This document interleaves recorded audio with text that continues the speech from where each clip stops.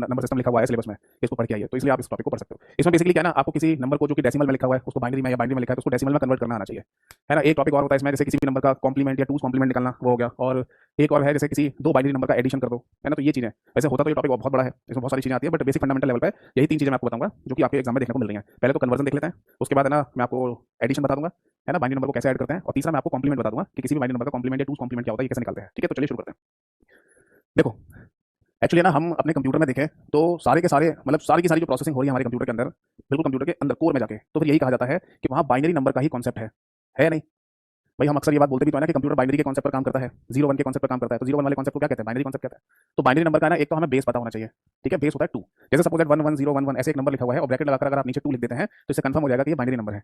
और ऐसे मान लीजिए 1 1 0 ऐसे लिखा हुआ है, तो अगर आप यहाँ लिख दें 2 तो ये कंफर्म हो जाएगा कि ये बाइनरी नंबर है। बट अगर आप 1 1 0 लिख दें और बीच नीचे 10 लिख दें तो ये कंफर्म हो जाएगा कि ये 110 लिखा हुआ है, ये 1 1 0 नहीं है, ये 110 लिखा हुआ है डेसिमल वाला। तो देखिए इस तरीके का कोई नंबर हो, इसमें भी चलो कह सकते हो कि जैसे 11,011 लिखा हुआ है जो कि डेसिमल नंबर हो सकता है। पर जैसे छोटे छोटे इतना बड़ा नंबर तो कोई 0 1 0 1 की फॉर्म में डेसिमल में नहीं लिखेगा, इन जनरल नहीं दिखाई देता। और छोटे छोटे नंबर की अगर हम बात करें, जैसे सपोज दैट कि आपके सामने दो जगह ऐसे लिखा हुआ है ये, तो ये कैसे पता चलेगा कि नंबर बाइनरी में लिखा हुआ है डेसिमल में लिखा हुआ है, तो ये पता चलता है बेस से। जैसे यहाँ पर 2 बेस लिखा है तो इसका मतलब ये डेफिनेटली 1 1 है, और यहाँ पर अगर बेस में 10 लिखा है तो ये डेफिनेट श्योर हो जाएगा कि नंबर डेसिमल नंबर 11 यानी कि 11 है, 1 1 नहीं है। समझा नहीं। तो बेस से एक्जैक्टली आपको पता चल जाता है कि वो नंबर किस बेस में लिखा हुआ है, किस में लिखा हुआ है। अब देखो, यहाँ जैसे इस चैप्टर को हम पढ़ रहे हैं तो इसमें हमें पता होना चाहिए कि कौन सा नंबर किस बेस का है ना। अदरवाइज मैथमेटिक्स में जब हम पढ़ाई कर रहे होते हैं, मैथमेटिक्स को पढ़ रहे होते हैं, तब हमें बेस की आवश्यकता नहीं होती। क्यों? क्योंकि वहाँ पर अंडरस्टूड होता है कि जितने भी नंबर आप लिख रहे हैं ना वो सारे के सारे डेसिमल नंबर ही है। मैथमेटिक्स डेसिमल नंबर पे ही काम करती है, इसलिए आपको वहाँ ब्रैकेट और ये नीचे 10 लिखा हुआ दिखाई नहीं देता। बट अगर लिख दिया जाए तो भी उसे कोई गलत नहीं कर सकता। जैसे सपोज दैट कि अगर आपको ना टाइम एंड डिस्टेंस का कोई क्वेश्चन दिया जाए और उसमें लिखा हुआ है कि 5 किलोमीटर की दूरी को इतने स्पीड से एक बाइक से पूरा किया गया, ऐसे मान लो क्वेश्चन है, तो इस 5 के ऊपर ब्रैकेट लगाकर और नीचे बेस में 10 और ऐसे लिख दिया जाए तो इसे कोई गलत नहीं कर सकता, ये सही लिखा हुआ है।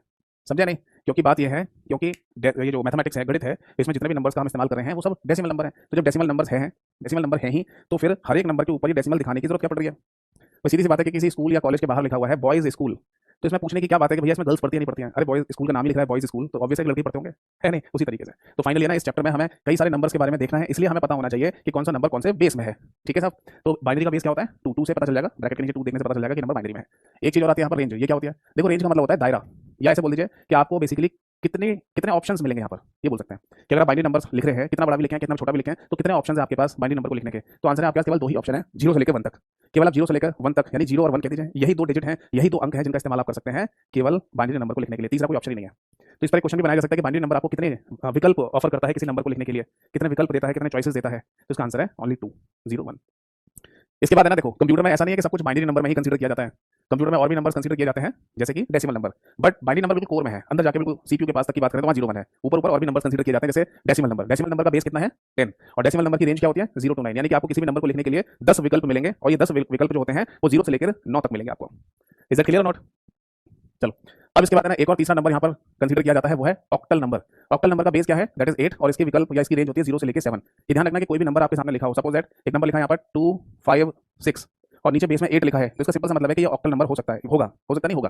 क्योंकि कैसे चेक करना होता है कि जितने भी डिजिट यहाँ पर लिखी हुई है, जितने भी अंक यहाँ पर लिखे हुए हैं, उनमें ये चेक करो कि क्या यहाँ पर कोई भी डिजिट यानी कोई भी अंक वो 7 से ज्यादा तो नहीं जा रहा, 7 से ज्यादा तो नहीं लिखा हुआ। तो देखो 2 5 6 ये सब 7 तक ही आ रहे हैं ना, तो इसका मतलब ये ऑक्टल नंबर है।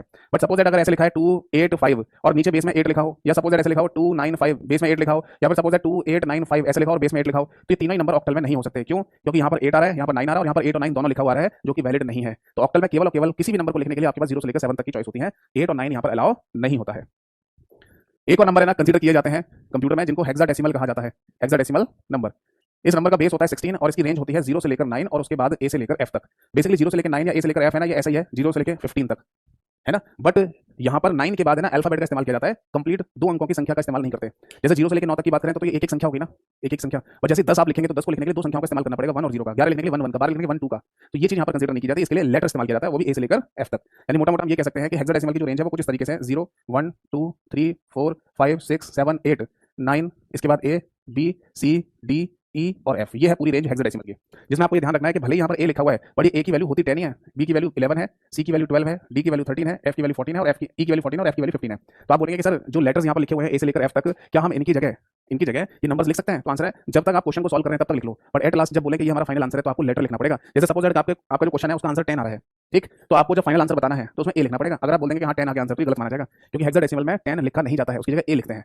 तो भले ही आप क्वेश्चन को सॉल्व करते समय 10 लिख लो, बट जब फाइनल आंसर लिखेंगे तो उसमें 10 की जगह आपको ए लिखना पड़ेगा। This is a rule. तो फाइनली ना हमारे सामने 4 नंबर्स होते हैं और इन्हीं 4 नंबर्स को आपस में कन्वर्ट करना ही कहलाता है कन्वर्जन ऑफ नंबर्स। और यही टॉपिक होता है नंबर सिस्टम या डेटा रिप्रेजेंटेशन के अंदर। तो हम क्या बोल सकते हैं इनको, जो हम पढ़ रहे हैं अभी, कन्वर्जन्स कन्वर्जन्स ऑफ नंबर्स। मतलब ढेर सारे नंबर है, बाइनरी, डेसिमल, ऑक्टल, हेक्साडेसिमल, इन सभी का एक दूसरे के साथ कन्वर्जन, एक दूसरे के साथ बदलाव, यही है टॉपिक हमारा नंबर सिस्टम या डेटा रिप्रेजेंटेशन भी कहा जाता है। अब इसमें एक बात ध्यान रखना कि ये डेसिमल और हेक्साडेसिमल ये दोनों सेम होते हैं 0 से लेकर 9 तक, 0 से लेकर 9 तक सेम होते हैं। भाई देखो सीधी सी बात है, 0 to 9 यहाँ पर भी आ रहा है और 0 to 9 यहाँ पर भी आ रहा है, तो ये ध्यान रखना कि हेक्साडेसिमल और डेसिमल दोनों समान संख्याएं होती हैं 0 से लेकर 9 तक। कैसे, वो मैं आगे बता दूंगा। बताओ समझ में आ गई बात या नहीं? चलो अब आगे बढ़ते हैं। अच्छा एक बात और मैं कहना चाहूंगा कि ये जो नंबर सिस्टम वाला टॉपिक है ना, इसकी कोई पीडीएफ फाइल नहीं बनती, इसका कोई पीडीएफ नहीं होगा, ये आपको खुद से लिखना है, अगर लिखना है तो, नहीं तो समझते जाइए, इसका पीडीएफ कहीं नहीं मिलेगा आपको। हाँ वो एक अलग बात है कि आने वाले समय में मुझे लगा कि इसके और भी क्वेश्चंस मैंने तैयार किए हैं जो आपको प्रैक्टिस करने चाहिए, तो एमसीक्यू की प्रैक्टिस पीडीएफ मैं आपको टेलीग्राम चैनल पर दे दूंगा, वरना इसकी लिखित रूप में कोई पीडीएफ नहीं होती, क्योंकि मैथमेटिकल टॉपिक है, क्वेश्चन है, इनको इनकी पीडीएफ से भी आपको समझ में तो आएगा नहीं, तो क्लास आपको देखनी पड़ेगी। दूसरी बात ये ध्यान रखना कि आप सोचेंगे और ज्यादा क्वेश्चन की प्रैक्टिस कैसे करें, तो वो भी करने की जरूरत नहीं है, जितने क्वेश्चन की प्रैक्टिस मैं क्लास में करा रहा हूँ इन्हीं को हर बार प्रैक्टिस करके देख लेना, डेफिनेटली आपका टॉपिक क्लियर हो जाएगा। ठीक है, बाकी अगर मुझे लगा कि और क्वेश्चन देने चाहिए तो मैं बना के दे दूंगा टेलीग्राम पर पीडीएफ फाइल। ठीक है जी, तो ये बात नोट कर ली सभी ने। तो अब हमें यहाँ पर क्या देखना है, हमें यहाँ पर ये देखना है कि अगर कोई नंबर सपोज बाइनरी में लिखा हुआ है तो उसको डेसिमल में कैसे कन्वर्ट करेंगे, या अगर नंबर कोई डेसिमल में लिखा हुआ है तो उसे बाइनरी में कैसे कन्वर्ट करेंगे, ये चीज़ है यहाँ पर। तो इसी तरीके से अगर कोई नंबर बाइनरी में लिखा है तो ऑक्टल में कैसे चेंज करेंगे, ऑक्टल में लिखा है तो हेक्साडेसिमल में कैसे चेंज करेंगे, तो यही है हमारा टॉपिक जिसे कन्वर्जन ऑफ नंबर कहा जाता है। तो बेसिकली है ना यहाँ पर कितने कन्वर्जन बनेंगे, तो टोटल मिला के ना यहाँ पर 12 कन्वर्जन बनते हैं टोटल, इन चारों नंबर्स को मिलाकर टोटल 12 कन्वर्जन बनते हैं, और वो होंगे कुछ इस तरीके से। जैसे अगर आपसे पूछा जाए कि किसी डेसिमल नंबर से बाइनरी कैसे कन्वर्ट करेंगे, या किसी डेसिमल नंबर से ऑक्टल कैसे कन्वर्ट करेंगे, किसी डेसिमल से हेक्साडेसिमल कैसे कन्वर्ट करेंगे, या किसी बाइनरी से डेसिमल कैसे कन्वर्ट करेंगे, किसी ऑक्टल से डेसिमल या फिर हेक्साडेसिमल से डेसिमल कैसे कन्वर्ट करेंगे, तो 6 क्वेश्चन तो ये हो गए या 6 टाइप। फिर आता है कि किसी ऑक्टल नंबर से बाइनरी कैसे कन्वर्ट करेंगे या बाइनरी से ऑक्टल, किसी हेक्साडेसिमल से बाइनरी कैसे कन्वर्ट करेंगे या किसी बाइनरी से हेक्साडेसिमल, या फिर किसी ऑक्टल से हेक्साडेसिमल कैसे कन्वर्ट करेंगे या हेक्साडेसिमल से ऑक्टल। ठीक है, तो टोटल मिला के यहाँ पर हमें 12 कन्वर्जन देखने को मिलते हैं, इन्हीं को हमें करना है। भाई 6 ये हो गए, 6 हो गए। ठीक है, तो इस तरीके से 12 कन्वर्जन्स को हमने 6 + 6 की फॉर्म में डिवाइड कर लिया। कोई रीजन है इसका? हाँ रीजन है, क्योंकि 6 + 6 की फॉर्म में डिवाइड करने का मतलब ये होता है कि ये एक अलग तरीके के सॉल्व, इनको एक अलग तरीके से सॉल्व करते हैं और इनको एक अलग तरीके से सॉल्व किया जाता है। ठीक है साहब, तो इसलिए ये दोनों अलग अलग मैंने लिखे, 6 अलग यहाँ लिखे, 6 अलग यहाँ लिखे। तो यहाँ पर डी का मतलब डेसिमल, ओ का मतलब ऑक्टल, बी का मतलब बाइनरी और एच का मतलब हेक्साडेसिमल है। नोट कर लीजिए, कोई डाउट है तो पूछिए। तो अब हम क्या करेंगे यहाँ पर, बेसिकली सबसे पहले हम यहाँ पर सबसे पहले ये जो पहले वाले 6 ना इनको सॉल्व करेंगे, फिर उसके बाद इन पर जाएंगे। ठीक है, तो ये जो पहले वाले 6 है इनमें एक बात नोट कर रहे हो आप कि यहाँ पर देखो एक साइड में डी लिखा है यानी कि डेसिमल, और यहाँ पर एक साइड में डी लिखा है यानी कि डेसिमल, तो इसका कोई कुछ सिग्निफिकेंस जरूर होगा। मैं समझाता हूँ क्या है। देखो बहुत ध्यान से सुनना, पेशेंस और धैर्य के साथ समझना सुनना, क्योंकि एक ही बार में टॉपिक क्लियर हो जाता है, समझ में आ जाता है, बट अगर आप ध्यान से नहीं सुनेंगे ना समझेंगे तो कई बार भी पढ़ते रहोगे तो भी कंफ्यूजन दिमाग में बना रहेगा। ठीक है, देखो जैसे मैंने शुरू के जो 6 आपको कन्वर्जन बताया ना, जिसमें एक तरफ डी फिर दूसरी तरफ भी डी लिख रहा था, तो इसको ऐसे समझिए जैसे सपोज दैट कि कोई आपसे ये कह रहा है कि किसी डेसिमल नंबर से आप किसी बाइनरी नंबर में कन्वर्ट कीजिए, या फिर कोई ये कह रहा है कि किसी डेसिमल नंबर से ऑक्टल नंबर में कन्वर्ट कीजिए, या फिर डेसिमल नंबर से हेक्साडेसिमल में कन्वर्ट कीजिए। तो ये जो 3 कन्वर्जन बन रहे हैं, जैसे कि डेसिमल से बाइनरी, ऑक्टल या हेक्साडेसिमल, तो यहाँ बेसिकली हमको एक डिवीजन वाला रूल अप्लाई करना होता है। अब डिवीजन वाला रूल कैसे लगेगा, है ना, इसका क्या मीनिंग है वो अभी आपको समझ में आ जाएगा, बट डिवीजन वाला रूल लगेगा, ये ध्यान रखना इन तीनों कंडीशन में, इन तीनों कन्वर्जन में। फिर से सुन लो, डेसिमल से बाइनरी, डेसिमल से ऑक्टल या डेसिमल से डेसिमल में कन्वर्ट करो तो मल्टीप्लिकेशन का रूल लगता है। अब आप बोलेंगे सर कैसे लगता है, वो तो बताऊंगा ना आगे, फिलहाल बस ये समझ लो कि बाइनरी, ऑक्टल और हेक्साडेसिमल से अगर आप डेसिमल में कन्वर्ट कर रहे हैं तो मल्टीप्लिकेशन का रूल लगेगा। ये दोनों पॉइंट याद रहने चाहिए, नोट कर लीजिए इसको। आप बोलेंगे सर अगर कभी भूल गए तो कि डिवीजन करना था या मल्टीप्लिकेशन करना था, तो ऐसे याद कर लो, आप इन तीनों में से डेसिमल में जा रहे हो तो मैं किसका साउंड करता है, मल्टीप्लाई का, तो ऐसे याद कर लो। यानी आपसे कहा जाए कि डेसिमल में कन्वर्ट कर दो, मैं साउंड कर रहा है मल्टीप्लाई का, तो मल्टीप्लिकेशन वाला रूल लगेगा। कैसे समझाऊंगा अभी, तो समझ में आ गया ना कि डेसिमल से जा रहे हैं तो डिवीजन और डेसिमल में आ रहे हैं तो मल्टीप्लिकेशन वाला रूल लगता है। देखो सपोज दैट हमसे ये कहा जाए कि सबसे पहला ही क्वेश्चन है कि, या सबसे पहला ही टाइप हो गया कि डेसिमल से बाइनरी में कन्वर्ट करके दिखाओ किसी भी नंबर को। ठीक है, और यहाँ नंबर लिख दिया 25, तो ब्रैकेट में ऐसे नीचे लिखा जाएगा 10, एक एरो का सिंबल, और बोला जाएगा कि इस क्वेश्चन मार्क की वैल्यू बताइए, बेस 2 है। तो इसका मतलब ये हो गया कि डेसिमल नंबर 25 को बाइनरी में निकाल के दिखाओ। अब इसी चीज को है ना आप एक और तरीके से ऐसे भी लिख सकते हैं, 25 और यहाँ पर क्वेश्चन मार्क और बेस 2। आप बोलेंगे सर यहाँ पर नहीं लिखा 10, बेस में 10 क्यों नहीं लिखा, और क्या ऐसे लिखा जा सकता है, तो आंसर है हाँ, ऐसे लिखा हुआ आ सकता है। अगर कभी ऐसा हो कि कोई नंबर दे दिया हो, उसके ऊपर ब्रैकेट और बेस ना दिखाई दे आपको या ना दिया जाए आपको, तो ये बाय डिफॉल्ट डेसिमल ही माना जाता है। वैसे मान लो कि मैथमेटिक्स में भी तो आप किसी भी नंबर को ऐसे लिखते हो ना, तो अगर सपोज दैट कि आपके सामने कोई नंबर लिख दिया जाए और उसके ऊपर ब्रैकेट और बेस ना दिखाया जाए तो उसको डेसिमल ही मान लीजिए। ठीक है, ये अंडरस्टूड होता है। या फिर तीसरा तरीका है इसको लैंग्वेज के रूप में लिखना, यानी क्वेश्चन ऐसे पूछा जा सकता है कि what is the binary equivalent of number 25 या डेसिमल नंबर 25। हिंदी में से कहा जाएगा 25 का बाइनरी समकक्ष बताइए, 25 का बाइनरी समकक्ष क्या होगा, क्या होगा। समझ में आ गया? तो आपको यानी कि 3 टोटल तरीके से ना एक ही क्वेश्चन को पूछा जा सकता है। लैंग्वेज की फॉर्म में भी पूछ सकते हैं, ऐसे भी पूछ सकते हैं जिसमें बेस ना दे रखा हो, या फिर बेस दिया होगा ऐसे भी पूछ सकते हैं। तो टोटल तीन तरीके से ये क्वेश्चन लिखित रूप में आ जाता है, नोट कर लीजिए। अब कैसे सॉल्व होगा ये अभी हम देखते हैं। चलो आगे देखते हैं। तो फाइनली है ना, हमने यहाँ देखा कि 25, अच्छा अगर कोई मेरे साथ साथ लिख रहा है तो या तो थोड़ा जल्दी जल्दी लिखना, और नहीं तो आप इस क्लास को रिकॉर्डेड फॉर्म में बाद में भी देख सकते हैं, तो आराम आराम से पॉज करके लिख लेना, ठीक है। अब जैसे क्वेश्चन है 10 यानी कि डेसिमल से बाइनरी में कन्वर्ट करना है, कौन सा रूल लगना है, डिवीजन वाला रूल। तो इसे कैसे डिवाइड करना है, देखो आपने बचपन में वो SCF LCM पढ़े थे, उसी तरीके से है। जैसे ये 25 लिखा हुआ है तो आपको इसमें 2 से भाग देना है, ठीक है ना। अच्छा एक चीज़ और ध्यान रखना, जैसे मैंने अभी डायग्राम में बताया था कि ये डेसिमल है, इससे बाइनरी में कन्वर्ट कर रहे हो या ऑक्टल में कन्वर्ट कर रहे हो या हेक्साडेसिमल में कन्वर्ट कर रहे हो, तो कौन सा रूल लगेगा, डिवीजन वाला। बट ये ध्यान रखना कि इस डिवीजन वाले रूल में ना कभी भी 10 बेस का यूज नहीं होता, 10 का इस्तेमाल कभी नहीं करते हैं। आपको डिवाइड करने में या तो 2 का, 8 का या 16 का इस्तेमाल करना होगा, या फिर अगर आप बाइनरी ऑक्टल और हेक्साडेसिमल से डेसिमल में कन्वर्ट कर रहे हो जिसमें आपको मल्टीप्लिकेशन करना होता है, तो भी 10 का इस्तेमाल नहीं करते हैं। मल्टीप्लाई वाले रूल में भी 2 से, 8 से या 16 से ही मल्टीप्लाई करेंगे। यानी मोटा मोटा हमें ये समझ में आ गया कि अगर हमारे सामने कोई क्वेश्चन है जिसमें लेफ्ट हैंड साइड पर 10 दिख जाए या फिर राइट में भी 10 आ सकता है, अगर आपको किसी क्वेश्चन में बेस 10 दिखाई दे जाए तो उसके अपोजिट वाले बेस से ही हमें मल्टीप्लाई या डिवीजन करना है, 10 का यूज नहीं करना। भाई इसमें यहाँ पर लेफ्ट में दिख रहा है हमको 10, तो इसका अपोजिट बेस क्या है 2, तो 2 से हमें यहाँ पर डिवाइड करना है, क्योंकि डेसिमल से बाइनरी में जा रहे हैं तो डिवीजन का रूल लगेगा ना। तो ये ध्यान रखना है हमको कि 10 का इस्तेमाल करते ही नहीं है, चाहे तो डेसिमल से इन तीनों में कन्वर्ट करें या इन तीनों से डेसिमल में कन्वर्ट करें। डिवीजन और मल्टीप्लिकेशन के रूल में 2 8 16 2 8 16 का ही इस्तेमाल किया जाता है, ये बात और ध्यान रखना। तो जो क्वेश्चन हमारे सामने लिखा हुआ है इसमें क्या कह रहा है कि डेसिमल से बाइनरी में कन्वर्ट कीजिए। अब डेसिमल से बाइनरी में आप कन्वर्ट करेंगे तो 2 से डिवाइड करिए, ऐसे 12 दूनी 24, एक बचेगा रिमाइंडर, उसे यहाँ लिख दो। यानी कि 25 को 2 से काटोगे वो यहाँ लिख दो, जो शेषफल बचे वो यहाँ लिख दो। फिर 2 से भाग दीजिए 12 में, 6 दूनी 12, रिमाइंडर या शेषफल 0 बचा।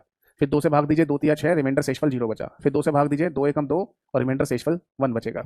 अब किसकी वजह से डिवीजन रुक रहा है, 1 की वजह से, क्योंकि ये 2 से छोटी संख्या है और इसलिए इसमें भाग नहीं जाएगा। तो जिसकी वजह से डिवीजन रुक जाता है उसे हमें आंसर में पहले लिखना होगा, और इसके बाद हमें बॉटम से टॉप ये सारे रिमाइंडर या शेषफल यहाँ पर लिखने होंगे। तो यहाँ पर क्या लिखा है 1, वो तो हमने ये लिख दिया। अब इसके बाद शेषफल या रिमाइंडर्स क्या बचे हैं, 1 0 0 1, यानी कि 1 0 0 1, और ये है बाइनरी में लिखा हुआ हमारा आंसर। हो गया, समझ में आया। 25 जो लिखा हुआ था उसमें 2 से भाग दीजिए, फिर समझ लो कि जितनी बार कटेगा उसे यहाँ लिख दो और शेषफल को यहाँ लिख दो, जितनी बार कटेगा यहाँ लिख दो, शेषफल यहाँ लिख दो, जितनी बार कटेगा यहाँ लिख दो, शेषफल यहाँ, जितनी बार कटेगा वहाँ यहाँ लिख दो, शेषफल यहाँ पर।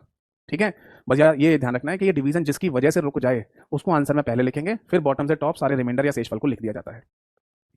समझ आ गया, बिल्कुल सिंपल सा क्वेश्चन है। अब यही संख्या यहाँ पर थोड़ी बड़ी दे दी जाए, थोड़ी छोटी दे दी जाए, रूल यही लगेगा, मेथड यही लगेगा। ठीक है, चलो अब एक क्वेश्चन और देखते हैं। सपोज दैट अगर एक क्वेश्चन ऐसे पूछ लिया जाए कि एस की करेक्टर, एक और क्वेश्चन लिख लो, एक क्वेश्चन ये हो गया, एक क्वेश्चन और लिख लो कि एस की कैरेक्टर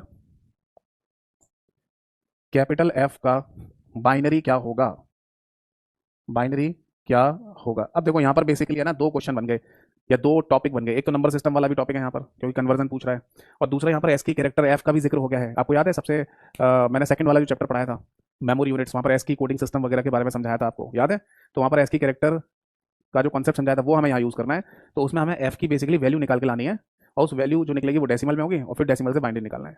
तो इस तरीके का क्वेश्चन भी हमें देखने को मिल जाता है। तो देखो कैपिटल एफ की वैल्यू क्या होती है, मैं पहले ये देखो कि कैपिटल ए की वैल्यू एस की में क्या होती है। तो मैंने आपको लिखवाया था 65, तो capital B C D E और एफ तक जाना है हमें। तो कैपिटल ए की वैल्यू 65 है, तो बी की 66 होगी, सी की 67 होगी, डी की 68 होगी, ई की 69 होगी और एफ की 70 होगी। तो हमें इसी से मतलब है, एफ की वैल्यू पूछी है यानी कि 70, और फिर 70 का बाइनरी पूछा है। यानी कि ये जो मैंने यहाँ लिखा है अभी, उसी चीज़ को हम, यानी इस क्वेश्चन को हम एक और तरीके से लिख सकते हैं, और वो हो जाएगा कुछ ये, यानी कि 70 दे रखा है डेसिमल में, और आपको इसका बाइनरी इक्विवेलेंट बताना है क्या निकलेगा। देखो बदल गया क्वेश्चन का रूप। क्वेश्चन जहाँ पहले एस की फॉर्म में, लैंग्वेज की फॉर्म में लिखा था, वो एक सिंपल से रूप में आ गया कि 70 का आपको बाइनरी निकाल के बताना है। तो चलिए निकालते हैं इसको। सिंपल सा वही मेथड फॉलो करेंगे जो हमने 25 के केस में किया, यानी कि हमें यहाँ पर 70 लिखना है और फिर हमें इसे 2 से डिवाइड करना है। 2 से भाग दो, 35 टाइम चला जाएगा, 35 दूनी 70, रिमाइंडर 0 बचा। फिर 2 से भाग देंगे 17 दूनी 34, रिमाइंडर 1 बचा। फिर 2 से भाग देंगे 8 दूनी 16, रिमाइंडर 1 बचा। फिर 2 से भाग देंगे 4 दूनी 8, रिमाइंडर 0 बचा। फिर इसके बाद 2 से भाग देंगे 2 दूनी 4, रिमाइंडर 0 बचा। और फिर 2 से भाग देंगे 2 एकम 2, रिमाइंडर 0 बचा। अब किसकी वजह से डिवीजन रुक गया, 1 की वजह से। तो जिसकी वजह से डिवीजन रुका है उसे हम यहाँ पर पहले लिख लेंगे, दैट इज 1। और इसके बाद हमें यहाँ पर बॉटम से टॉप ये सारे रिमाइंडर या शेषफल लिखने हैं। क्या आ रहे हैं यहाँ पर, 0 0 0 1 1 0। तो 0 0 0 1 1 0, ये हो गया हमारा फाइनल आंसर। बताओ बेटा, बात समझ में आ गई। तो आई होप सो है ना कि डिवीजन का रूल कैसे लगता है ये क्लियरली आपको समझ में आ गया। ठीक है, चलो अब आगे देखो। तो डेसिमल से बाइनरी कैसे कन्वर्ट करते हैं, आई होप सो ये चीज़ आपको समझ में आ गई होगी। ठीक है। अब इसी तरीके से ना एक और क्वेश्चन देख लेते हैं। सपोज दैट कि अगर आपसे ये कहा जाए कि किसी डेसिमल नंबर से ऑक्टल नंबर में कन्वर्ट करके दिखाइए, ठीक है, और क्वेश्चन है ना ये दे दिया जाए, क्वेश्चन आपको दिया जाए डेसिमल नंबर यानी 256 लिखा हुआ है, ठीक है, और यह है डेसिमल नंबर और पूछ रहा है आपसे कि इसका ऑक्टल बताइए क्या निकलेगा। ठीक है जी। तो हमें क्या करना होगा, यहाँ पर 8 से डिवाइड करना होगा, 8 से भाग करना होगा किसको, 256 को। तो जो तरीका हमने यहाँ पर अभी यूज़ किया है ये वाला, यही मेथड, यही तरीका हमको यहाँ पर भी लगाना होगा, बस 8 से भाग देना है। तो हम लिखेंगे 256 और इसमें 8 से भाग देंगे, 8 से भाग देंगे, ये कितना हो गया, 8 तिया 24, एक बचा 16 हो जाएगा, 8 दूनी 16, रिमाइंडर 0। फिर 8 से भाग देंगे, 8 चौक 32, रिमाइंडर 0। अब 8 से भाग जाएगा नहीं क्योंकि छोटी संख्या है, तो जिसकी वजह से डिवीजन रुक जाएगा आंसर में, उसे पहले लिखेंगे और फिर इसके बाद बॉटम से टॉप ये सारे रिमाइंडर या शेषफल को लिख दिया जाएगा। तो क्या आ रहा है यहाँ पर 0 0, ये आ गया हमारा फाइनल आंसर। बताओ बेटा, बात समझ में आ गया नहीं? सिंपल सा मेथड है डिवीजन का, और ऐसी सिंपल सा मेथड होगा मल्टीप्लिकेशन का। चलो अब अगला देख लो। सपोज दैट कि अगर आपके सामने कोई डेसिमल नंबर लिखा हुआ है और ये कह रहा है कि उसका हेक्साडेसिमल बताइए, उसका हेक्साडेसिमल बताइए क्या निकलेगा। ठीक है। तो क्वेश्चन अगर मान लीजिए ऐसा दिया हुआ है कि 256 जो कि एक डेसिमल नंबर है और इसका आपको हेक्साडेसिमल बताना है क्या निकलेगा, तो आप किससे भाग देना होगा, हमें 16 से यानी कि 16 से भाग देना होगा 256 में। जैसे हमने अभी 8 से भाग दिया है वैसे 16 से देंगे। तो यहाँ लिखा हुआ है 256, ठीक है जी, और इसमें 16 से भाग दीजिए, तो ये 16 एकम 16, तो 25 में से 16 गए तो कितना बचा, 16 के बाद 4 इधर और 5 उधर, कितना हो गया 9 बचा ना, मतलब 9 बचेगा, और 9 के साथ 6 रखेंगे तो 96 हो जाएगा, और 16 छिके 96, तो ये 6 बार कट गया और रिमाइंडर या शेषफल बचा 0। फिर 16 में 16 से भाग दो तो 1 टाइम कट जाएगा, रिमाइंडर या शेषफल 0 आएगा। अब किसकी वजह से डिवीजन रुक रहा है, 1 की वजह से, तो 1 को हम आंसर में पहले लिखेंगे, फिर हम बॉटम से टॉप ये सारे रिमाइंडर या शेषफल को लिख देंगे जो कि आ रहे हैं 0 और 0, यानी कि 256 जो डेसिमल में लिखा हुआ है उसका हेक्साडेसिमल में आंसर होगा 100। समझ आ गए सभी को? क्लियर है? अच्छा एक क्वेश्चन और बना लेते हैं यहाँ पर। सपोज दैट कि यहाँ 255 लिखा होता डेसिमल में और पूछ रहा है कि हेक्साडेसिमल में बताइए क्या वैल्यू निकलेगी। तो यहाँ पर 256 की जगह आप 255 लिखते हैं, देखते हैं क्या आंसर आता है। ठीक है। अब 255 में आप 16 से भाग दीजिए, कितनी बार कट जाएगा, एक ही बार कटेगा। 25 में से 16 गए तो बचे 9, 9 के साथ 5 रखेंगे 95। अब 16 पंजे होते हैं 80, तो 16 पंजे 80 और 95 में से 80 गया तो कितना बचा, 15 बचा, तो वो 15 लिख देंगे हम यहाँ पर। अब इस 15 में 16 से भाग जा सकता है नहीं, तो किसकी वजह से डिवीजन रुकेगा, इसकी वजह से, तो इसको हमें आंसर में लिखना पड़ेगा सबसे पहले। बट हमें यह भी पता है कि 15 को क्या बोलते हैं, एफ बोलते हैं, तो इसलिए यहाँ पर एफ लिखना पड़ेगा। अब हमें लिखना है बॉटम से टॉप रिमाइंडर यानी कि शेषफल, क्या बच रहा है, 15 बच रहा है, 15 को क्या बोलते हैं, एफ बोलते हैं, तो इसलिए यहाँ पर भी एफ लिखना पड़ेगा। ठीक है ना। तो इस तरीके से अल्फाबेट में भी हमारा आंसर आ सकता है हेक्साडेसिमल के केस में। ठीक है। एक क्वेश्चन और सिंपल सा बता देता हूँ जो मैंने थ्योरेटिकल वे में भी बोला था। सपोज दैट कि यहाँ लिखा हुआ 9 डेसिमल में और आपसे पूछा जाए कि हेक्साडेसिमल में बताओ क्या वैल्यू निकलेगी, तो इसे तो सॉल्व करने की जरूरत भी नहीं है, सीधे आप उठाकर यहाँ 9 लिख दो, क्योंकि ये बात मैंने अभी बताई थी आपको कि हेक्साडेसिमल और डेसिमल दोनों सेम रहते हैं 0 से लेकर 9 तक, यानी जो वैल्यू 0 से लेकर 9 तक डेसिमल में है वही वैल्यू 0 से लेकर 9 तक हेक्साडेसिमल में भी होती है। क्लियर है? नोट कर लीजिए। तो फाइनली है ना, हमने डेसिमल से बाइनरी निकालना, डेसिमल से ऑक्टल निकालना और डेसिमल से हेक्साडेसिमल निकालना सीख लिया। अब आता है मल्टीप्लिकेशन वाला रूल। देखो सपोज दैट कि ये कहा जाए कि किसी बाइनरी नंबर को आप है ना डेसिमल में कन्वर्ट करके दिखाओ, कैसे कन्वर्ट होगा, क्या वैल्यू निकलेगी। तो सपोज दैट कि कोई बाइनरी नंबर है 11011, ठीक है, और ये कह रहा है कि इसका डेसिमल बताइए क्या निकलेगा। तो आपको याद है मैंने बताया था कि डेसिमल में जा रहे हैं तो मल्टीप्लिकेशन का रूल लगेगा, है ना, और मल्टीप्लाई किससे होगा, 2 से होगा, क्योंकि अगर आपको 10 बेस या तो राइट में या लेफ्ट में कहीं भी दिख जाए बेस 10, आप 10 का इस्तेमाल किसी भी सूरत हाल में नहीं करेंगे, यानी कि 10 का इस्तेमाल ना तो डिवीजन में होता है और ना ही मल्टीप्लिकेशन में होता है। समझ में आ गई बात है नहीं?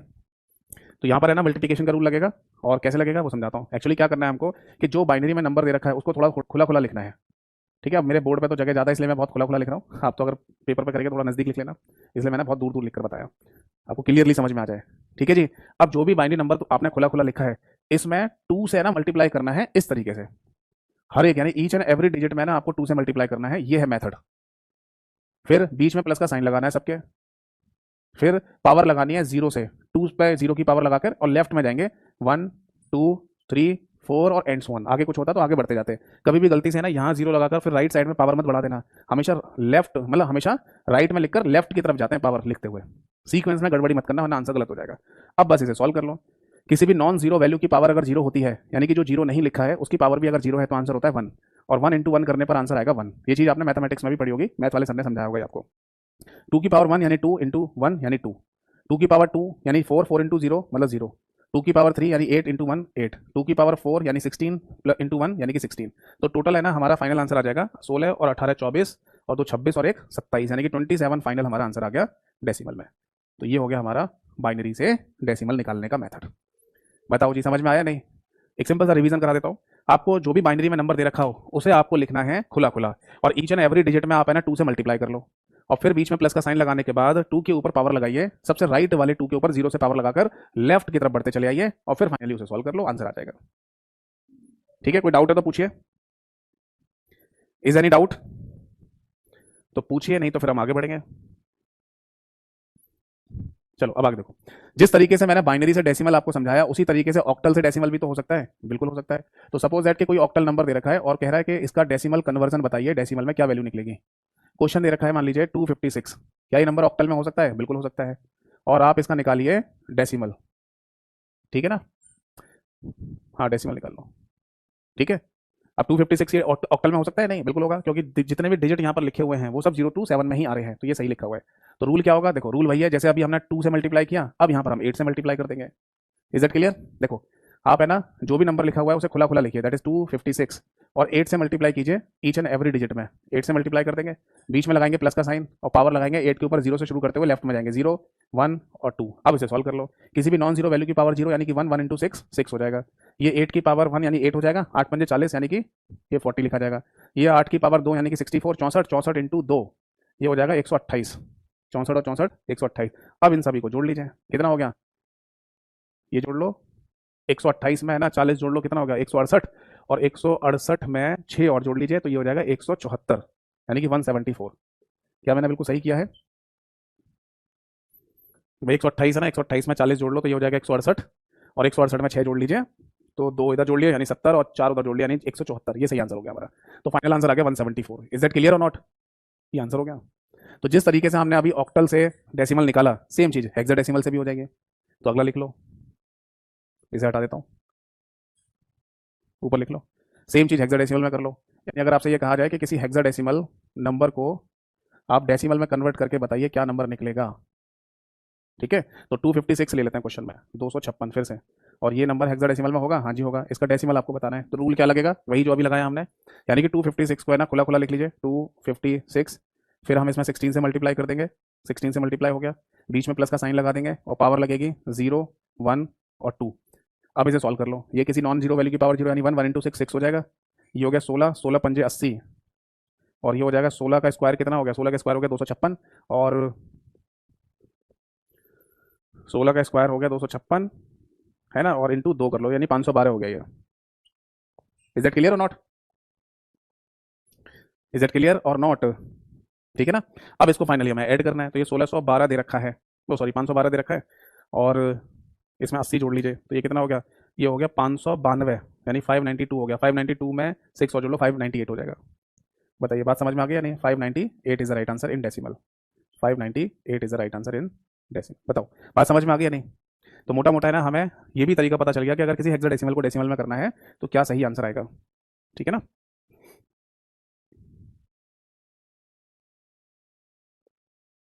क्लियर है साहब सभी को? तो चलो मैं आपको है ना एक क्वेश्चन दे रहा हूँ, आपको है ना इस क्वेश्चन का आंसर बताना है क्या निकलेगा। जैसे मान लीजिए हेक्साडेसिमल में एफ एफ दे रखा है, और फिर कह रहा है आपसे कि डेसिमल वैल्यू निकालिए, इसकी क्या निकलेगी? बताओ आंसर क्या आएगा, इसको बताइए आंसर क्या आएगा। जो मैंने अभी आपको समझाया उसी तरीके से समझिए इसको, और उसी तरीके से बताइए कि आंसर क्या आएगा।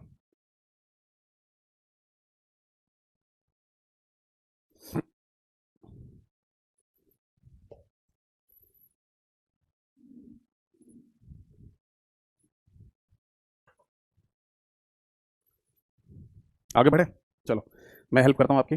देखो ये बात आप सभी लोगों को पता है कि हेक्साडेसिमल के केस में ना अल्फाबेट्स भी आते हैं, केवल हेक्साडेसिमल के केस में अल्फाबेट होता है, बाकी तो किसी में होते नहीं है। तो सीधे अल्फाबेट से तो आप निकाल नहीं पाओगे, है ना।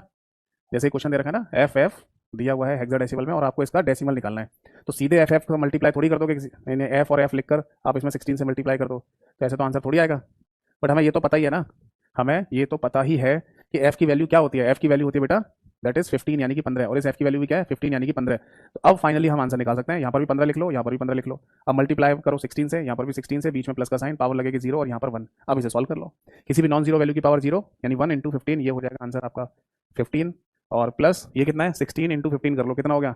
16 को 15 से मल्टीप्लाई करेंगे भाई, 16 को 16 से मल्टीप्लाई करते हैं तो कितना आता है? 256 आता है, यानी कि 16 का स्क्वायर, और ये 15 से हो रहा है तो 16 माइनस कर लो 256 में से, तो कितना हो गया? 240 हो गया है ना, 240। यही तो हो जाएगा 6, 256, 240 है ना। तो फाइनली है ना, अगर हम, हाँ तो फाइनली है ना, अगर हमसे ये कहा जाए कि बताओ इसका सही आंसर क्या निकलेगा, तो फाइनली इसको जोड़ के बता दो। 5 हो गया ये यहाँ पर, और ये हो गया 5, 1 और 4 5, और ये 2, यानी कि फाइनल हो गया 255। तो ये आंसर आ गया हमारा कि 255 यानी कि 255 निकल के आ जाएगा हमारा डेसिमल में। इज दैट क्लियर और नॉट? तो फाइनली हमें अगर कोई नंबर दे रखा है हेक्साडेसिमल में और वो भी अल्फाबेट की फॉर्म में, और उसका अगर हमको डेसिमल निकालने को कहा जाए तो भी हम निकाल सकते हैं। ठीक है, तो समझ में आ गया सभी को डिवीजन का मेथड और मल्टीप्लिकेशन का मेथड कैसे यूज में लाया जाता है। ठीक है, चलो बिल्कुल बिल्कुल सिंपल सा क्वेश्चन है, सिंपल सा मेथड है। अगर एक बार इसे आप समझ लेंगे तो इस तरीके का कोई भी क्वेश्चन आपको दे दिया जाए तो डेफिनेटली आप उसका आंसर निकाल सकते हैं। तो ये हो गए 6 कन्वर्जन, जिसमें डेसिमल या तो लेफ्ट में दिखाई देगा या डेसिमल राइट में दिखाई देगा। ठीक है ना। अब हम अगला जो अगले 6 क्वेश्चन करने जा रहे हैं या अगले 6 टाइप करने जा रहे हैं, उसमें लेफ्ट और राइट दोनों में हमें डेसिमल नहीं दिखाई देता। क्या होगा समझते हैं। जैसे सपोज दैट आपसे कहा जाए कि कोई ऑक्टल नंबर है और इस ऑक्टल नंबर को आपको बाइनरी में चेंज करना है ना। जैसे सपोज दैट कि 256 ये दे रखा है ऑक्टल नंबर, और आपसे कहा जाए कि इसका बाइनरी बताओ क्या निकलेगा, तो यहाँ पर ना तो लेफ्ट में हमें 10 दिख रहा ना राइट में 10 दिख रहा, यानी कि ना तो यहाँ डिवीजन का मेथड लगेगा ना यहाँ ना मल्टीप्लिकेशन का लगेगा। तो लगेगा क्या, तो यहाँ पर एक अलग मेथड फॉलो होता है, वो नोट कर लीजिए। अगर सपोज दैट कि आपसे कहा जाए ऑक्टल, है ना, से बाइनरी या बाइनरी से ऑक्टल ऐसा कुछ कहा जाए, तो आप यहाँ पर एक कोड कंसीडर करेंगे और वो कोड होता है 421। कैसे यूज होगा समझाऊंगा। बट सपोज दैट अगर आपसे ये कहा जाए हेक्साडेसिमल का केस, यानी कि हेक्साडेसिमल से बाइनरी या बाइनरी से हेक्साडेसिमल, तो यहाँ पर कोड फॉलो होता है 8421। इसको याद रखना है बस, इसी से आंसर निकल के आता है। समझाता हूँ कैसे। जैसे ऑक्टल से बाइनरी में जाना है आपको, तो कोड क्या है ऑक्टल वाला 421। तो इस 421 को दिमाग में रखिए या लिख लीजिए साइड में। अब आपको करना क्या होता है कि ईच एंड एवरी डिजिट, यानी कि जो प्रत्येक डिजिट है यहाँ पर, उसका बाइनरी निकालना है हर एक अंक का। ठीक है, जैसे 2 का बाइनरी निकालना है आपको, 2 का तो कैसे निकलेगा, इसमें 2 डायरेक्टली आपको दिख रहा है, हाँ जी ये रहा, तो उसके नीचे 1 कर दो। तो 2 का ही तो निकालना था, वो मिल गया हमें, उसके नीचे 1 कर दिया। बाकी जगह को हमने यूज नहीं किया, इसलिए बाकी जगह पर लिख दो 0। तो ये आ गया 2 का कोड। अब निकालना है 5 का कोड। आपको यहाँ पर 5 दिख रहा है कहीं पर नहीं, बट 4 और 1 को ऐड कर लो, कितना हो गया 5। तो 4 को ऐड किया हमने और 1 को ऐड किया हमने, 2 का हमने कुछ नहीं किया तो 0 कर दो। तो ये कोड आ गया 5 का। अब निकालना है 6 का कोड। 6 आपको डायरेक्टली दिख रहा है नहीं, बट मैं 2 और 4 यानी 4 और 2 को ऐड कर लूंगा तो 6 बन जाएगा। तो 4 को यूज कर रहा हूँ मैं ऐड करने में, और 2 को यूज कर रहा हूँ, 1 का यूज नहीं कर रहा, तो इसके नीचे 0, यानी कि ये आ गया 6 का कोड। हो गया हमारा final answer. This is the final answer. But इस फाइनल आंसर को ना एक और तरीके से लिखा जा सकता है। आप एक चीज और कर लेना, कई बार क्या होता है ना, हमने फाइनल आंसर निकाला और हमारा आंसर मैच नहीं कर रहा ऑप्शन से, तो आप ये चीज और देख लेना कि जो भी आप एक काम करके देख लेना, यहाँ से इस तरीके से जाना लेफ्ट की तरफ, तो जहां आपको फाइनल 1 मिल जाए, जहां आपको फाइनल 1 मिल जाए और उसके आगे अगर 0 लग रही हो तो उसे हटा दीजिए, कोई मतलब नहीं है। यानी ये 1 है, इस 1 को लिखते हुए फिर आगे की संख्या लिख दो 0 1 0 1 1 1 0। तो आपका आंसर ये भी हो सकता है। समझ में आया। जैसे यहाँ लिखा है 0 1 0 1 0 1 1 1 0, यहाँ लिखा है 1 0 1 0 1 1 1 0। समझ में आ गया। तो ये इसका एक दूसरा आंसर भी हो सकता है जिसमें हमने ये 0 को हटा दिया। ये इस तरीके से, ये जैसे आपके सामने 07 लिखा है और आप से कोई बोले कि केवल एक अंक की संख्या लिखो बस, तो आप इसको है ना 0 हटाकर 7 भी तो लिख सकते हो ना। भाई 07 लिखा हो तो उसको 7 भी तो लिखा ही जा सकता है, क्योंकि 7 से पहले 0 का कोई मतलब होता नहीं है। तो ऐसी बाइनरी में भी 1 से पहले अगर 0 लिखा है तो उसका कोई मीनिंग नहीं होता, आप हटा सकते हैं। नोट कर लीजिए। सेम यही मेथड है ना हमको यही सेम मेथड हमको हेक्साडेसिमल के केस में भी अप्लाई करना है, बट वहां पर कोड हो जाएगा 8421। जैसे सपोज दैट आपसे कहा जाए कि किसी हेक्साडेसिमल नंबर को बाइनरी में कन्वर्ट कर दीजिए। ठीक है ना। तो देखो नंबर यही रहने देता है 256, बस इसका हमको हेक्साडेसिमल कन्वर्जन निकालना है। ठीक है, अब देखो कैसे निकलेगा हेक्साडेसिमल कोड, क्या हमारे पास 8421।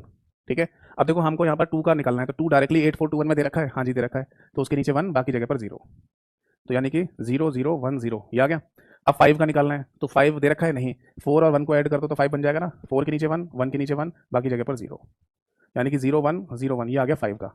अब निकालना है 6 का, तो 6 डायरेक्टली दे रखा है नहीं, 4 और 2 को ऐड कर लो ये हो जाएगा 6, यानी 4 के नीचे 1 2 के नीचे 1 बाकी जगह पर 0, यानी कि 0 1 1 0 ये आ गया आपका फाइनल आंसर। ठीक है, अब इसमें ये चीज़ जैसे मैंने बताया कि एक चीज़ और करके देख लो, यहाँ से ना लेफ्ट की तरफ जाइए और देखिए कि फाइनल 1 आपको कहाँ मिल रहा है, यहाँ मिल रहा है, उसके पहले 0 है, हाँ तो उसको हटा दो, 1 0 0 1 0 1 0 1 1 0, तो ये भी आपका आंसर हो सकता है। ठीक है ना, यानी ऑप्शन में अगर ये ना दे रखा हो पूरा, तो शुरुआत की जो 2 0 है इनको हटाकर भी आपको आंसर दे रखा होगा, वो भी हो सकता है सही है। ठीक है, एक क्वेश्चन और कर लेते हैं। सपोज दैट हेक्साडेसिमल में दे रखा है यहाँ पर A2F और बोल रहा है कि बताओ इसका हाँ इसका बाइनरी क्या होगा ये पूछ रहा है। तो देखो 8421 का इस्तेमाल अब यहाँ पर करेंगे, सेम चीज़। ठीक है, 8421 का यूज़ करके हमें आंसर निकालना है। ठीक है बेटा, अब देखो ए का हम डायरेक्टली बाइनरी तो निकाल नहीं सकते, बट हमें पता है ए का मीनिंग 10 होता है, ये 2 होता है, और एफ का मीनिंग होता है 15 यानी कि 15। तो 10 का अलग, 2 का अलग और 15 का अलग निकालना है आपको। तो 10 का कैसे निकलेगा, 8 और 2 को ऐड करके, तो यहाँ पर 1 और यहाँ पर 1, यहाँ 0 0, समझ आ गया। तो ये आ जाएगा 1 0 1 0। फिर आपको 2 का निकलना है, तो 2 तो डायरेक्टली आपको दिख ही रहा है, उसके नीचे 1 कर दो, बाकी जगह पर 0 कर दो, तो ये आ जाएगा 2 का कोड 0 0 1 0। ठीक है, फिर निकालना है 15 का कोड, तो 15 आपको दिख रहा है नहीं, बट मैं 8 और 4 और 2 और 1 सबको जोड़ दूँ, 8 और 4 12 और 2 14 और 1 15, तभी तो 15 बनेगा, तो यानी सबके नीचे बनाएगा, तो ये हो जाएगा 4 टाइम्स 1। ये हो गया हमारा फाइनल आंसर। ठीक है, अब बस ये देखो कि यहाँ से है ना, राइट साइड से लेफ्ट की तरफ जाते समय देखो कि फाइनल 1 कहाँ मिल रहा है, ये रहा, इसके पहले कोई जीरो है नहीं, तो यानी यही हमारा सही आंसर होगा। बताओ जी, समझ में आ गई बात है नहीं। तो फाइनली अगर कोई नंबर आपको दे रखा हो ऑक्टल का और उससे आपको बाइनरी में चेंज करना हो, तो 421 और 8421 मेथड को लगाकर आप आंसर निकाल सकते हैं। क्लियर है। जैसे सेम मेथड मैं बता रहा हूँ ना आपको, इसी मेथड को दिमाग में रखते हुए आप आंसर निकालना, डेफिनेटली आ जाएगा। इसी को दोबारा प्रैक्टिस कर लेना, इसी को 3 बार प्रैक्टिस कर लेना बस, इन्हीं को प्रैक्टिस कर लिया समझ लो, और किसी क्वेश्चन की प्रैक्टिस करने की जरूरत नहीं है। अब सुनो जरा, जैसे अभी मैंने बोला कि एक ऑक्टल के लिए बाइनरी की 3 बिट लिखनी पड़ती है या 3 डिजिट लिखनी पड़ती है, तो इसका उल्टा नहीं कर सकते, अगर हमारे सामने 3 बाइनरी की डिजिट या बिट्स हों तो उससे एक ऑक्टल नंबर लिख दें, तो हाँ ये भी लिख सकते हैं। जैसे सपोज दैट आपसे ये कह दिया जाए कि किसी बाइनरी नंबर को आपको ऑक्टल में चेंज करना है, ठीक है ना। तो बाइनरी नंबर को ऑक्टल में चेंज करना है, तो मान लो सपोज दैट लिखा है 110101, तो ये है एक बाइनरी नंबर और इसको आपको ऑक्टल में चेंज करना है। तो आपको क्या करना है, 3 बाइनरी बिट लेनी है, क्योंकि ऑक्टल के केस में 3 बाइनरी बिट ही तो आती है। तो आपको क्या करना है, ऐसा 3 का एक सीक्वेंस बनाना है। बट ये ध्यान रखना, ये राइट से लेफ्ट की तरफ नहीं बनाना होता है, उल्टा मत बना देना, गलती हो जाएगी। तो राइट से लेफ्ट की तरफ 3 का सीक्वेंस बन गया। अब बस दिमाग में रखो कि ये 3 बाइनरी बिट कैसे आती थी, 4 2 1 से। लिखना चाहें लिख लो इनके ऊपर, नहीं तो याद रखो दिमाग में बस कि ये 3 बाइनरी बिट कैसे आती हैं, 4 2 1 से आती हैं। अब बस ये देखो कि 1 किस किस के नीचे आ रहा है, यहाँ पर देखना 1 आ रहा है 4 और 2 के नीचे, है ना, तो ये हो जाएगा 6। यहाँ 1 किस किस के नीचे आ रहा है, 1 के और 4 और 1 के नीचे आ रहा है, 1 1, ये 1 4 के नीचे, ये 1 1 के नीचे, तो 4 और 1 मतलब 5, तो आंसर आ गया 65। है सिंपल क्वेश्चन। मतलब आपको अगर ये कह दिया जाए कि बाइनरी नंबर दे रखा है उसका ऑक्टल निकालना है, तो जब एक ऑक्टल डिजिट से बाइनरी की 3 बिट आ रही थी, तो बाइनरी की 3 बिट से एक ऑक्टल भी तो लिख सकते हैं, तो अपोजिट करना है। इसी तरीके से आपसे ये कहा जाए कि किसी बाइनरी नंबर को हेक्साडेसिमल में कन्वर्ट करके दिखाओ, तो जिस तरीके से हमने अभी ऑक्टल का केस किया है वैसे ही हेक्साडेसिमल का कर देंगे, बट यहाँ पर कोड कंसीडर होगा 8421। समझिए, सपोज दैट कि यहाँ दे रखा है, अच्छा एक कंडीशन और, जैसे ये 3 3 का जो सीक्वेंस बनाया ना, कभी अगर आपको ऐसा लगे कि 3 का सीक्वेंस पूरा नहीं बन रहा, जैसे मान लो क्वेश्चन एक और ले लेते हैं, 1 1 0 1 1, ये मान लो दे रखा बाइनरी में और पूछ रहा है कि इसका ऑक्टल बताइए, है ना। तो आप जैसे सीक्वेंस बनाएंगे यहाँ पर 3 3 का, तो एक तो बन जाएगा, एक पूरा नहीं बन पा रहा, तो अगर ये पूरा नहीं बन पा रहा है तो आप क्या करेंगे, खुद से एक जीरो लगा लेंगे, खुद से एक जीरो ऐड कर लो। या अगर सीक्वेंस 3 का नहीं बन पा रहा और 2 की कमी पड़ रही है, जैसे मान लो नंबर होता है ये वाला, मान लो आपको क्वेश्चन दे रखा होता ये वाला कि बताओ इसका ऑक्टल क्या निकलेगा, तो एक सीक्वेंस तो 3 बाइनरी बिट का ये बन गया। अब ये इसे बनाने के लिए 2 की कमी पड़ रही है, मतलब 2 होने चाहिए ना, क्योंकि 3 का सीक्वेंस होता है, तो आप खुद से 2 जीरो भी लगा सकते हो इस सीक्वेंस को पूरा करने के लिए। मतलब आपको 3 का जो सीक्वेंस है ना उसे पूरा करना ही करना है, जितने भी जीरो की कमी पड़ रही हो जीरो लगा लेना, क्यों, क्योंकि जीरो लगाने से वैल्यू पर कोई फर्क थोड़ी पड़ता है। ठीक है, चलो इसी क्वेश्चन को रहने दो। तो ये देखो 4 2 1 और यहाँ पर भी 4 2 1, तो ये कितना हो गया 1, और ये हो जाएगा 2 और 1 यानी कि 3, तो आंसर आ जाएगा 13। समझ में आ गया। तो इसी तरीके से सपोज एक बाइनरी नंबर लिखा हुआ 1 1 0 1 0 0 ये लिखा हुआ है, और इसमें है ना बोला जा रहा है कि हेक्साडेसिमल वैल्यू बताइए क्या निकलेगी। ठीक है, तो आपको यहाँ पर 4 4 का सीक्वेंस बनाना है, तो एक 4 का सीक्वेंस ये बन गया, एक 4 का सीक्वेंस ये बन गया। अगर ये भी कंप्लीट नहीं हो रहा होता तो यहाँ पर भी हम खुद से जीरो लगा लेते हैं। अब यहाँ पर दिमाग में रखना है, या फिर लिख लीजिए 8421, यहाँ पर लिख लीजिए 8421। ये 1 किस किस के नीचे आ रहा है, 8 4 और 1 के नीचे, यानी 8 और 4 12 और 1 13। 13 को क्या बोलते हैं, डी बोलते हैं। 13 को 13 थोड़ी लिख सकते हैं, अगर 13 है और उसका कोई डिजिट है तो डिजिट, मतलब 13 एक नंबर है और उसका कोई अल्फाबेट है तो अल्फाबेट लिखना पड़ेगा हमको। 13 का क्या होता है डी, 14 का ई, 15 का एफ। तो 13 लिखकर अगर आंसर दे दोगे ना तो आंसर गलत माना जाएगा, आपको डी लिखना ही पड़ेगा। यहाँ पर 2 के नीचे 1 आ रहा है, यानी कि ये 2 हो गया, तो फाइनल आंसर आ गया हमारा D2। समझ में आया नहीं, यानी कि अगर डी की जगह 13 लिख दो और फिर 2 लिख दो ऐसे, तो ये गलत माना जाएगा, आपको 13 का डी लिखना ही होगा। तो ये हो गया हमारा फाइनल आंसर। चलो अब आगे देखते हैं, कोई डाउट है तो पूछिए। से हेक्साडेसिमल और हेक्साडेसिमल से ऑक्टल, ठीक है, और दोनों को एक ही साथ बताऊंगा बोर्ड पर, मतलब आधे आधे पार्ट में, तो आपको क्लियरली समझ में आ जाएगा। क्योंकि अब तक जितने 12 कन्वर्जन थे उनमें से हमने 10 तो समझ लिए, 10 कंप्लीट हो गए, 2 बचे हुए हैं। और वो 2 ये है कि सपोज दैट कि अगर कोई ऑक्टल नंबर दे रखा है और उससे आपसे कहा जाए कि हेक्साडेसिमल में बताओ क्या वैल्यू निकल के आएगी, ऑक्टल से हेक्साडेसिमल। या फिर ये कहा जाए कि किसी हेक्साडेसिमल वैल्यू को आप ऑक्टल में कन्वर्ट करके बताओ क्या वैल्यू आएगी। ये है 2 क्वेश्चन। तो देखना जरा, सपोज दैट कि हम यहाँ लिखते हैं 256 जो कि लिखा हुआ है ऑक्टल में, और आपको निकालना है इसका हेक्साडेसिमल इक्विवेलेंट। तो बताइए कैसे करेंगे, क्या करेंगे इसमें, केवल आप इतना बता दो कि क्या करना चाहिए हमको यहाँ पर इसे सॉल्व करने के लिए।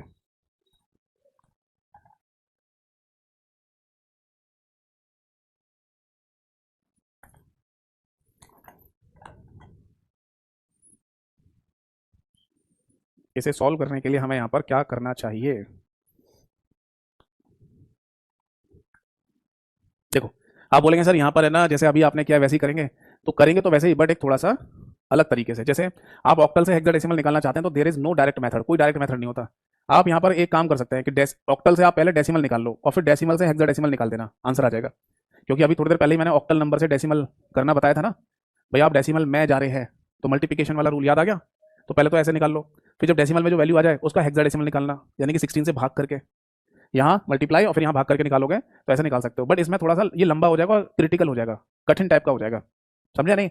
मतलब कि पहले आप यहाँ पर है ना मल्टीप्लाई वाले मेथड से निकालेंगे वैल्यू, फिर आप डिवीजन करेंगे। तो एक सिंपल तरीका नहीं हो सकता क्या इसका? हाँ, सिंपल तरीका है कि आप डेसिमल में ना जाकर बाइनरी निकालो, तो वो ज़्यादा बेहतर रहेगा। क्या पहले ऑक्टल से बाइनरी निकाल लो, फिर बाइनरी से हेक्सा निकाल देना। तो ये चीज़ तो अभी हमने पढ़ी थी। देखो, किसी ऑक्टल से बाइनरी निकाल रहे हैं तो कौन सा कोड कंसीडर करते हैं? 4 to 1। तो 2 का कोड क्या आएगा? 2 ये रहा। अब बार बार लिखने की जरूरत नहीं है इसके नीचे, अपने दिमाग में रखिए। 2 का कोड निकालना है, 2 ये रहा, इसके नीचे 1, बाकी जगह पे 0, यानी कि 0 1 0, ये आ गया 2 का कोड। अब 5 का निकालना है, 4 और 1, यानी कि 1 0 1, ये 5 का आ गया। अब 6 का निकालो, 4 और 2 6, यानी कि 1 1 0, ये आ गया 6 का कोड। तो यानी कि ऑक्टल से बाइनरी निकाल लिया। अब कितनी जल्दी निकल आया? अगर आप मल्टीप्लाई कर रहे होते, ऑक्टल से डेसिमल निकाल रहे होते तो उसमें टाइम लग रहा होता, गुणा भाग कर रहे होते। अब बाइनरी में आने के बाद डेसिमल, बाइनरी में आने के बाद हेक्साडेसिमल में जाना है। तो ये भी मैंने अभी आपको बताया कि बाइनरी से हेक्साडेसिमल में जाना होता है तो 4 4 का सीक्वेंस बनता है। हेक्सा का केस है ना, तो 4 का ही तो सीक्वेंस बनेगा। तो एक 4 का सीक्वेंस ये बन गया, एक 4 का सीक्वेंस ये बन गया। इसे बनाने की जरूरत नहीं है, क्योंकि अगर मैं इसे 4 का सीक्वेंस बनाने की कोशिश भी करूं तो 3 जीरो लगाने पड़ेंगे और जिसका फाइनल वैल्यू भी 0 आएगा। तो आंसर में 0 लिखा हुआ आ भी सकता है या नहीं भी आ सकता। पहले से देख लेते हैं। ये क्या हो जाएगा? 8 4 2 1, और ये भी हो जाएगा 8 4 2 1। तो 8 और 2 10, जिसको क्या कहते हैं? ए कहते हैं।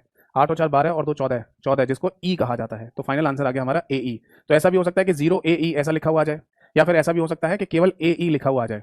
दोनों ही सही है। 0 लिखा हुआ है तो भी सही है, नहीं लिखा है तो भी सही है। अब इसी को यहाँ ऐसे कर लो कि सपोज दैट कि आपके सामने ए ई लिखा हुआ है हेक्साडेसिमल में, और आपसे कहा जा रहा है कि इसका ऑक्टल बताइए। तो क्या हेक्सा से ऑक्टल जाने का कोई डायरेक्ट मेथड होता है? नहीं। तो आप एक काम करो, यहाँ पर भी है ना, हेक्सा से पहले बाइनरी निकाल दो और बाइनरी से ऑक्टल निकाल लो। अब हमें यहाँ पर क्या करना है? इस ए और ई को नंबर में बदलना होगा। ए का मतलब होता है 10 और ई का मतलब होता है 14, यानी कि 14। तो 10 और 14 का हमें बाइनरी निकालना है। तो 10 और 14 का जब बाइनरी निकालेंगे तो 8 4 2 1 से निकलेगा। क्यों? क्योंकि ये हेक्सा का केस है नहीं? तो फाइनली क्या होगा? हम 10 का कोड निकालेंगे 8 4 2 1 से, है ना? तो 8 और 2 के नीचे 1 आएगा, बाकी जगह 0 आएगा। तो ये हो जाएगा 1 0 1 0। फिर 14 का निकालना है। 14 कैसे बनेगा? 8 और 4 12 और 2 14, तो तीनों के नीचे 1 आएगा, 1 के नीचे 0 हो जाएगा। 1 1 1 और 0, ये आ गया फाइनली आंसर हमारा बाइनरी में। अब निकालना है ऑक्टल। ऑक्टल कहता है 3 बाइनरी बिट। तो 3 बाइनरी बिट आपकी ये हो गई, 3 बाइनरी बिट ये हो गई, और इसे पूरा करने के लिए एक 0 खुद से लगा लो। ये हो गया बेटा 4 to 1, जिससे 2 आ गया। ये हो गया बेटा 4 to 1, जिससे आ गया 5। ये आ गया बेटा 4 to 1 से 6, यानी कि फाइनली हमारा आंसर आ गया 256। तो ये क्रॉस वेरिफिकेशन भी हो गया कि अगर हम 256 लेकर चल रहे हैं ऑक्टल में तो हमारा आंसर हेक्सा में आ रहा है एई। अगर हम हेक्सा में एई लेके चल रहे हैं तो हमारा आंसर आ रहा है 256 में, है ना? इसका मतलब बिल्कुल सही कर रहे हैं हम, क्रॉस वेरिफिकेशन भी हो गया। 256 था ऑक्टल में, तो हेक्सा में आंसर एई आ रहा था। अब हेक्सा में अगर एई है तो ऑब्वियस है कि ऑक्टल में 256 ही आना चाहिए, और वो आ भी रहा है हमारा आंसर। तो ये हो गया ऑक्टल से हेक्सा और हेक्सा से ऑक्टल। ठीक है भाई? तो फाइनली है ना, हमें समझ में आ गया है कि ये 12 कन्वर्जन कैसे किए जाते हैं। ठीक है? अब 2 पॉइंट और बचे हुए हैं, उन्हें और नोट कर लीजिए। कोई डाउट है तो पूछिए। एक तो मैं आपको बाइनरी नंबर का एडिशन बता दूं, और एक है ना बाइनरी नंबर का कॉम्प्लीमेंट वाला क्वेश्चन भी देखने को मिल जाता है, वो बता दूं आपको। चलो, तो फाइनली कन्वर्जन ऑफ नंबर्स है ना, ये टॉपिक हमारा खत्म हो गया। ये जो क्वेश्चन मैंने कराया ना, इन्हीं क्वेश्चन को लिखकर अपने आप आंसर निकालना बिना क्लास को देखे। अगर आपने सही आंसर निकाल दिया, बस समझ लो कि आपको ही समझ में आ गया है। अगला हेडिंग डालिए, दैट इज बाइनरी एडिशन। आप बोलेंगे सर बाइनरी नंबर का एडिशन आप बता रहे हो, तो बाइनरी नंबर्स का सब्ट्रैक्शन, बाइनरी नंबर का मल्टीप्लिकेशन, बाइनरी नंबर का डिवीजन, ये सब नहीं होता है ना? ये सब नहीं होता क्या? तो बेटा होता तो सब कुछ है बाइनरी का। जैसे एडिशन होता है यानी जोड़, ऐसी घटाव, ऐसी मल्टीप्लाई, ऐसी डिवीजन सब होता है, बट आपके किसी एग्जाम में पूछते नहीं है। केवल बाइनरी का ज़्यादा से ज़्यादा एडिशन पूछ सकते हैं बस। बेसिक फंडामेंटल में एडिशन ऑफ बाइनरी पूछ सकते हैं बस। देखो जी, बाइनरी में जब आप जीरो को जीरो से ऐड करते हैं तो आंसर 0 आता है। अगर आप बाइनरी में 1 और 0 को ऐड करते हैं तो आंसर 1 आता है। अगर आप बाइनरी में 0 और 1 को ऐड करेंगे तो आंसर 1 आएगा। बट अगर आप बाइनरी में 1 और 1 को ऐड करेंगे तो आंसर 1 0 आता है। कैसे? आप बोलेंगे सर 1 और 1 को ऐड करने पर तो 2 आता है। तो बेटा ये वाला 1 डेसिमल नंबर है, ये वाला 1 भी डेसिमल है, तो रिजल्ट भी हमारा डेसिमल में आता है, यानी कि मैथमेटिक्स वाला। समझे नहीं? बट यहाँ जो 1 लिखा है ना, ये डेसिमल वाला 1 नहीं है, ये बाइनरी वाला 1 है, इसलिए रिजल्ट भी हमारा बाइनरी वाला ही आएगा, 0 1 की फॉर्म में। बट आप बोलेंगे हाउ, कैसे? यानी कि 1 और 1 को ऐड करने पर 1 0 आया कैसे, ये हमें पता करना है। तो देखिए, ये कुछ अलग नहीं लिखा हुआ, ये बेसिकली एक कन्वर्जन ही लिखा हुआ है ये वाला। यानी कि अगर हम डेसिमल में 2 को लिखें और उसे बाइनरी में कन्वर्ट करें तो यही नंबर निकल के आएगा। आप चाहे तो करके देख लो भाई। अगर मैं आपको एक क्वेश्चन दे दूं और मैं बोलूँगा 2 लिखा हुआ है डेसिमल में, इसका बाइनरी इक्विवेलेंट बताओ क्या निकलेगा, निकाल सकते हो? हाँ निकाल सकते हैं, अभी तो बताया था ये करना। तो ये करोगे ना तो यही आंसर निकल के आएगा। तो यानी 1 और 1 को ऐड करने पे जो 10 आता है वो कुछ अलग नहीं है, वो 2 जो लिखा होता है डेसिमल में उसका बाइनरी कन्वर्जन ही है ये। समझ में आ गई बात या नहीं? बस देख लो, 2-3 क्वेश्चन देख लेते हैं। जैसे मान लो लिखा हुआ है यहाँ पर 1010, यहाँ लिखा हुआ है 0101, इनको ऐड करना है आपको। तो 0 और 1 ऐड करने पर 1 आएगा, 10 को ऐड करने पर 1, 01 को ऐड करने पर 1 और 10 को ऐड करने पर 1। यानी कि वेरी सिंपल क्वेश्चन, थोड़ी सी डिफिकल्टी बढ़ाते हैं ना। अब लिख दीजिए 1010, यहाँ लिख देते हैं 0110, इसको ऐड करना है आपको। अब देखो 0 को ऐड करेंगे 0 आएगा, 1 को ऐड करेंगे तो क्या आएगा 10। तो इसको ऐसा नहीं लिखते कि 1 को ऐड करने पर 10 यहाँ लिख देंगे, ये मैथमेटिक्स वाली रूल लगता है। यानी कि 0 लिखेंगे हम यहाँ पर और 1 चला जाएगा ऊपर एक हासिल में, इसको कैरी भी कहते हैं अंग्रेजी में, हिंदी में हासिल बोलते हैं। 10 आया ना तो 0 लिख दिया यहाँ पर और 1 चला गया ऊपर। अब इस पूरी लाइन में देखो कितने 1 है, 0 से तो कोई फर्क पड़ता नहीं है। 1 देखो 1 कितने 2, यानी कि 1 तो 1 का फिर से आंसर क्या आएगा 10। तो 0 नीचे लिख दो, 1 ऊपर चला गया। फिर से देखो इस लाइन में कितने 1 है, 0 से तो कोई फर्क नहीं पड़ता, 1 यानी 2 बार 1, और 2 बार 1 का आंसर क्या आता है 10। तो फाइनली आगे कुछ हासिल या कैरी देना नहीं है हमको, तो 10 नीचे उतार दीजिए, ये आंसर आ गया। समझ आ गया नहीं भाई? जैसे मैथमेटिक्स में हासिल देता है ना, कैरी देते हैं, वैसे यहाँ पर करते हैं। तो इस तरीके से आप है ना एडिशन ऑफ बाइनरी भी कर सकते हैं। हासिल वाला केस समझ में आ गया? नोट कर लीजिए इसको, सिंपल सही है। बस ये ध्यान रखना कि अगर 10 या 01 दे रखा हो तो उनका एडिशन तो 1 ही होता है। 10 या 01 दे रखा है, इनका एडिशन तो 1 ही होता है। 00 का एडिशन 0 ही होता है, बाकी 1 का एडिशन 10 होता है। तो अगर ऐसी कंडीशन बन जाए कि 1 का एडिशन आपसे पूछा जा रहा है तो 0 यहाँ लिखकर एक हासिल में 1 ऊपर लिख देता है। फिर इसमें पूरे में देखो यहाँ 0 एक 1 ऊपर, फिर इसमें देखो 0 को नेगलेक्ट कर दो 1 यानी कि यही वाली कंडीशन, तो 0 नीचे एक ऊपर 1 लिखने की जरूरत नहीं थी क्योंकि आगे कुछ नहीं है, इसलिए हमने डायरेक्टली 10 लिख दिया। चलो अब एक लास्ट पॉइंट और देखो, फिर ये चैप्टर हमारा फिनिश हो जाएगा। देखो एक क्वेश्चन है ना और ऐसा पूछा जा रहा है कुछ एग्जाम में, कुछ ही एग्जाम में, मतलब जैसे रेलवे वगैरह के एग्जाम होते हैं उनमें पूछ लेते हैं। इसे लिखिए complement of binary, complement of binary. Hindi में कोई नाम नहीं है, अंग्रेजी में लिखा जाएगा और वेरी सिंपल क्वेश्चन।